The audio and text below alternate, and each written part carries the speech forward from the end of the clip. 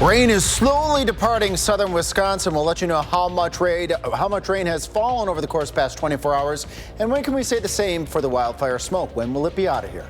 Plus, continued fallout from the child sex crimes case at Sun Prairie West High School. We take a look at the school district's involvement in the case. Plus, the man accused of setting an apartment on fire returns to court, how he pleaded today. And we welcome you to News 3 Now at 6. Good evening. I'm Eric Franke. And I'm Sarah Carlson. Thanks so much for watching. We start with the weather out there, where rainy conditions today are impacting concerts on the square. Yeah, tonight was supposed to be the final concert, but it has now been postponed. According to the Wisconsin Chamber Orchestra, the concert will now be performed tomorrow at 7 p.m. instead. This week's performance is Stojkovic and Beethoven. The concert will be opened with an American City by composer Eric Gould, with the grand finale showcasing Beethoven's Symphony No. 5. Now, just on like regular days, blankets can be laid out on the lawn tomorrow, starting at 3 in the afternoon, with the street then opening at 5. We will, of course, have live coverage out on the square tomorrow with News 3 Now's Brady Mallory and Chief Meteorologist Alex Harrington. And speaking of Alex, he is here right now and joins us with the first warn forecast. Yes, and inside and out on the patio, because it's still raining out there across southern Wisconsin. And we knew today was going to be a soaking rain. Even if the rain were to have ended earlier, that ground would be so soggy around the Capitol. So that's why we have moved, with collaboration with WCO, to concerts on the square to 7 p.m. is when the concert will start tomorrow. And a beautiful day, picture perfect. It might actually be the nicest concerts on the square that we've had over the succession of these past few Wednesdays, with pleasant conditions, low humidity, dry conditions, maybe even a little bit of cool weather. By the end, you might want to bring a jacket with you. We will keep an eye on that wildfire smoke, though, throughout the day on Thursday. But right now, I don't think that's going to pose a significant problem. Radar 3000 here is showing that line of rain showers stretching from Madison to Watertown and areas off towards the south and towards the east. If you're heading down 39 towards Janesville, a couple of those raindrops a bit on the heavier side. Make sure you got those beams on, those lights on, too, if you have the windshield wipers going here. New Glarus, Monroe, Broadhead, all picking up heavy amounts of rain today. Also, Beloit and Janesville picking up heavy amounts of rain, sneaking over to Highway 43 over towards the Elkhorn and Delavan area, also still seeing some heavy rainfall across the area. It is slowly going to work its way out of southern Wisconsin. We'll widen things out here. I think Future Track a little bit too fast in getting this rain out of here after having anywhere between 1 to 2 inches of rain towards the Wisconsin-Illinois border, about a third of an inch up towards the Sauk City and the Merrimack area, and then you get up to Camp Douglas and nothing. But there go the showers here this evening. Coming up in Maine weather, we're going to track that wildfire smoke, because that smoke will be moving back in now that the rain is moving out. When you can expect that smoke to end, I have the answer in just a few minutes. All right, Alex, thank you. And of course, you can track the forecast for yourself with our First Warn weather app, hourly planners, road conditions, and radar. You can download it for free in your phone's app store. Just search WISC weather. We are continuing to follow the child sex crime charges at Sun Prairie West High School. Tomorrow will mark 1 week since Robert Gilkey Meisegeier was arrested. Many of our viewers have questions about this case. Our Tanisha Shaw is breaking down the latest. Lisa Goldsberry resigned from Sun Prairie Area School District School Board in December 2024. This district seems to have a culture where sexual predators are welcomed. The way the district handles things, like the arrest of the former dean of West High School, Robert Gilkey Meisegeier, is one of the reasons she stepped down. In 1 year, we had a band teacher removed for filming kids in the bathroom. We had a resource officer in our school abusing children that both of them have since been convicted, and now this. Gilkey Meisegeier is charged with 15 child sex crimes, 2 counts of exploiting a child, and 13 counts of possession of child pornography. There is a sense in this district that sexual predators are welcomed. I'm gonna put it like that. According to the criminal complaint, there's hearsay and rumors that someone tried to tell the district staff about these allegations before the investigation started in June. How do you do an internal investigation when by law, you're supposed to make you're mandated? We're all mandated reporters, right? In schools, all staff members are mandated reporters, which means they must report to officials like the police department if they see anything that would put students or staff in harm's way. If the school receives a complaint from someone like a parent or student in Sun Prairie, the district follows what they call a BDDI procedure. According to that procedure, the school board president wouldn't know about any appeals until the person that's reporting reached out to a staff member directly, their supervisor, and the Director of Student Policy, or HR. It's also important to know that the procedure also mentions that the school board can accept or reject any appeal for reviews in the future. My time on the school board, I would say average 3 or 4 a year. We get 3 or 4 appeals to the school board a year. We have never heard an appeal. I reached out to officials at Sun Prairie Area School District, and they said they are not doing any interviews because of legal reasons, but they will share information when they can. Reporting in the newsroom, Tanasia Shaw, News 3 Now. All right, thank you, Tanasia. Now, we have extended coverage of the investigation on our website right now, channel3000.com. The man accused of setting fire at a home on Blossom Lane in Madison is now heading to trial. Earlier today, Vince Hildestad waived his right to a preliminary hearing. The court also entered a not guilty plea on his behalf. A criminal complaint says Hildestad discovered he had Parkinson's disease and told investigators he wanted to give his cat a, quote, proper cremation. That fire left 5 people without a home. Police arrested Hildestad after he had gone missing for a week. We now know the name of the victim of a 3-vehicle crash that happened Tuesday near Marshall. 39-year-old Miguel Antonio Castro Morales of Columbus died after a crash on State Highway 19 and Weideman Drive.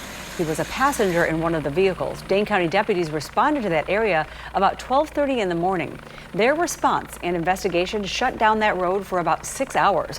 One driver was treated and is expected to be okay. 2 others went to the hospital with serious injuries, and the crash is still under investigation. We've learned that a man is dead after a crash that happened in Mauston yesterday. Police responded to the intersections of East State and North Union about 1:30 in the afternoon after an SUV hit a semi. The man driving the SUV died at the scene. The semi driver was not hurt.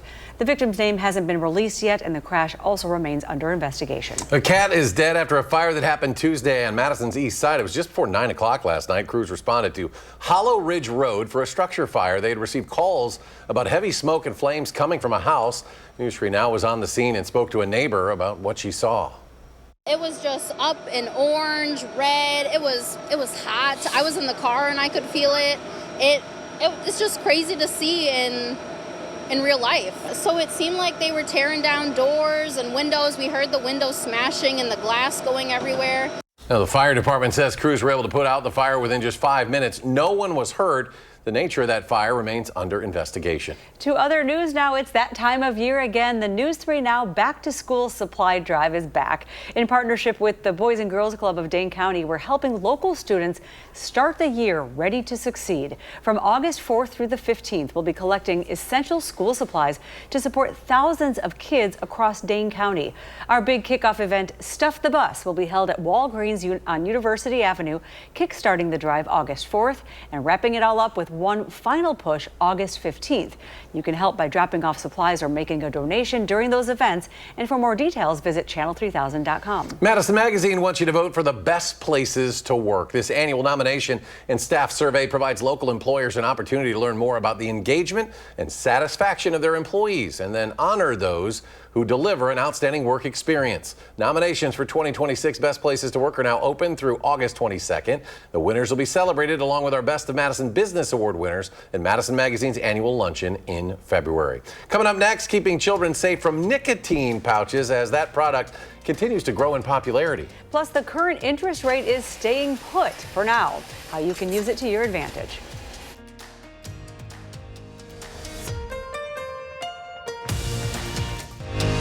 You're watching News 3 Now at 6.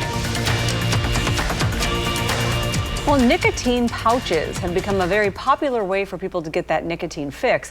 In fact, sales have skyrocketed from 126 million sold in August of 2019 to 808 million sold in March of 22. But a new study shows the dangers these products are posing, especially to young children who find and accidentally eat them. Researchers found that between 2020 and 23, unintentional nicotine pouch ingestion calls to poison centers surged more than 700% for children younger than 6 years old. Now, parents should avoid using pouches in front of children and keep them in a safe place.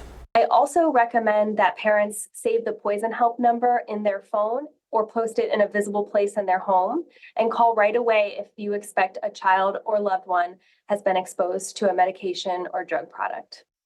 And you can reach experts at U.S. Poison Control Centers online at poison.org or by phone. That number is 1-800-222-1222. The agency says both options are free and confidential. The Federal Reserve announcing today that it will not be lowering interest rates. Instead, it has decided to maintain the current rates between 4.25% and 4.5%. And while this means it'll cost consumers more to borrow money for things like a mortgage and car payments, there is some good news. Many banks will offer higher annual percentage yields on savings accounts, which means you can grow your money faster. Bankrate Financial says now is a good time to look into high-yield savings accounts and CDs. Basic savings accounts have an average annual percentage yield of only about 0.5 to 6%, but a high-yield savings account can pay upwards of 4% annually. It's not a bad time to be putting your money towards investments to let it grow. You're getting a really healthy yield compared to where we were over the last, 15 years. Now beware, a bank can change the percent of interest you earn. In a CD, the rate is typically fixed for a specific period of time. In both types of accounts, there may be restrictions on how much and when you can withdraw those funds. Experts recommend also to compare online banks with larger banks when you do search for those high yield accounts so you can get the best return. Still ahead at 6, how much would you pay for pancakes? The popular TikTok trend a popular restaurant chain is now taking advantage of. Plus, it's festivals and fairs, oh my. We take a look at some big ones nearby, both starting tomorrow. And just how much cooler will those temperatures get? Alex returns his full forecast when we come back.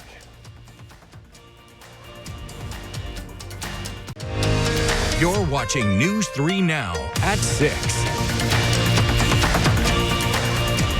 Cream puffs, carnival rides, and food on a stick like Eric here. Yes, then we ma'am. have good news. The Wisconsin State Fair begins tomorrow. Organizers hope to once again welcome more than 1 million fairgoers to State Fair Park over the course of this 11-day run. The State Fair in West Allis is all about celebrating agriculture and other industries paramount to Wisconsin. A fun fact here, the first State Fair was held in Janesville along the banks of the Rock River back in 1851. Now our fair runs July 31st through August 10th. We'll bring you back some deep fried bacon, Sarah. Well, one of the U.S.'s largest music festivals blows into the Windy City. It's a 4-day weekend. Lollapalooza 25 kicks off tomorrow at Grant Park in Chicago. Luke Combs, Korn, Rufus Du Sol, and Sabrina Carpenter are scheduled to perform. Now, those who can't make it to the show in person can watch the action live on Hulu. Lollapalooza debuted with Sarah in attendance back in 1991. You probably were like 95, No, right? we You were went? 91. You were pretty young. Farewell tour that year for Jane's Addiction was what started Lollapalooza, but of course it eventually morphed into the multi-day event in Chicago. And Lollapalooza actually every year attracts about 200,000 attendees. Cooler temps ahead. Alex now has a complete look at the forecast as all that rain moves on out, Alex. And it moves on out. We'll try to get the smoke out of here, and then the cooler temperatures have already started today, and we've got 5 days in the next 10 days here where we're going to have temperatures below normal. Thursday, Friday, Saturday, Sunday, Monday, going all the way out into next week. Normal highs right around 82, and it won't be till we get to the middle and later part of next week that we bring back in that warmth and that humidity and the storm chances again. So we got a nice stretch of dry weather and pleasant weather ahead as showers end as part of the 3 things you need to know as we go into Thursday. That smoke, wildfire smoke, will linger just a bit. We're going to track it together, folks, here in just a moment. And pleasant all the way through the weekend, as we just saw, going out into early next week. Radar 3000, let's zoom in and talk about some communities still getting raindrops, really all of Dane County, but some of the heavier drops stretching from Belleville, let's say up to Stoughton, maybe another stretch from Cottage Grove, just west of the Marshall and Portland area. As we widen things out, this is the last band of rain pivoting behind the weather system that started affecting the area during the early morning hours. Monroe, Janesville, over towards Elkhorn, likely still some heavy showers right now. No thunderstorms are out there at this point in time. Future Track, I think, is a little excited getting the showers out of here a little early. 6:30 here is just in about 10 minutes. It already has all the showers out of here. I don't think we'll see those showers get out of here until we get probably closer till 8 or 9 o'clock in the evening. But I can't promise you it's going to be partly cloudy later, and I can promise you as we go into Thursday, the clouds will clear on out. We're going to have a sunny day, although we will have a bit of haze that we're going to have to deal with on Thursday with that wildfire smoke. But the sun and the haze, I think overall it's going to be just a gorgeous day for us to get that Concerts on the Square in. Look at this. This is the smoke cover right now. Take note, stretching from Viroqua up to the Dells. We have that plume of smoke coming back into the area. This is behind the rain because the rain has fallen through the atmosphere and actually allows those smoke particles to get smashed to the ground briefly. But as the rain moves out, the smoke particles move back in. We see that with all the greens and a little bit of light yellow here Thursday morning. Going on into Thursday morning hours, we see that start to push off towards the west as we get into the afternoon hours. We bring the blue in here, meaning cleaner air will be moving into the area as we go into Thursday afternoon as we eliminate some of that PM 2.5. But until then, folks, if this is something you're susceptible to, it's good to take breaks from being outside, maybe consider having indoor activities as we go through at least Thursday morning. Beautiful evening for concerts on the squares we were mentioning earlier. Again, we'll keep an eye on that wildfire smoke, but at this point in time, not forecasting dangerous levels of wildfire smoke in the atmosphere as it looks like now. And then the beautiful stuff as we go out into the weekend. Pleasant temperatures, highs in the upper 70s, trade around 80, lows right around 60 degrees. Maybe give the AC a break. It was a rainy drive up to Sauk City today in the Sauk Prairie area. I had the opportunity and want to give a shout out to the Sauk Prairie Optimist Club. They had me out to talk about my weather over lunch today. I let them know that it's been 40 years that this passion has been in my life, all starting as a boy in Arena, Wisconsin. Watched that tornado scene about 1 million times in The Wizard of Oz, and I told them, go after your dreams, a theme I have followed from that movie all through my journey. And I learned about their club too. Here's what they had to say. But we also deliver Meals on Wheels in the community. We honor every month during the school year one middle level leader and one student of the month in the high school, and they come to our meetings. Had a nice time again out there, and a nice lunch, great food, great folks, lots of good questions. Always enjoy doing that. I love the word optimist. Yes. You know, it's a good one. Everyone's a positive group. Put an extra zing in my step today, for sure. Very sweet. Thank you, Alex. Alex, thank you. And coming up, well, we're going to take a look at sports after the break. Badgers returned once again to training camp. Stay with us.